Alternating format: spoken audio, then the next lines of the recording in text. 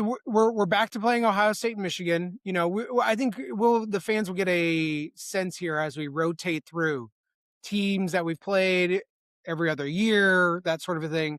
But now it flips from the 24 team having to go to Ohio State, but getting Michigan at home. And now we're getting Ohio State at home and on the road at Michigan. We're going to play some good teams. It's the Big Ten. It's the best conference in football. It is not the SEC.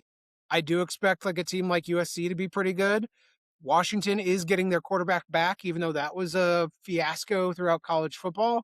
These are some good teams, but I think the timing and location of them, which is ultimately what got released, makes this still a pretty favorable schedule for Indiana. In terms of if I could wizard it myself, I'd probably change a few things, but like this is probably a B+ A- schedule in terms of the way it shook out for Indiana. It's a condensed season next year, which I think is kind of interesting.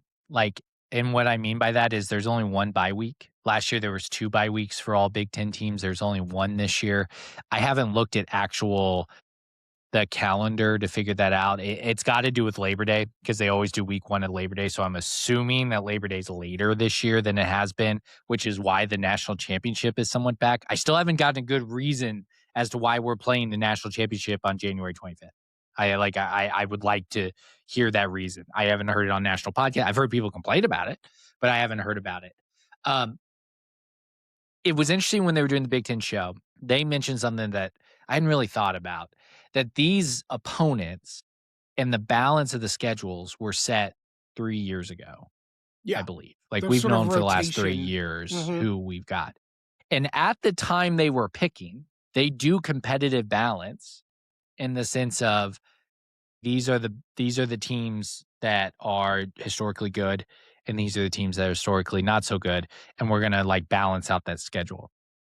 And they mentioned this when it came to Michigan's schedule and Ohio State's schedule, that maybe when Indiana was thrown on that schedule, it was like when Nebraska was complaining that they weren't getting Indiana on the schedule.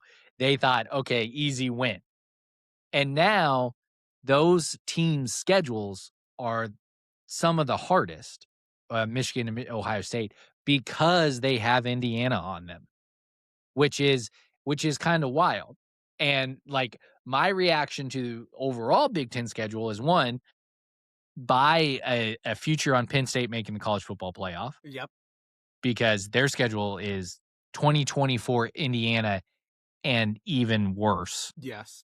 Like people need to like that's already been mentioned on national podcast. They're like, oh, they got the 2024 Indiana schedule. And I'm like, buddy, Penn State is not playing 2024 Ohio State on their schedule. Like they have Michigan and USC. That's it. That's it.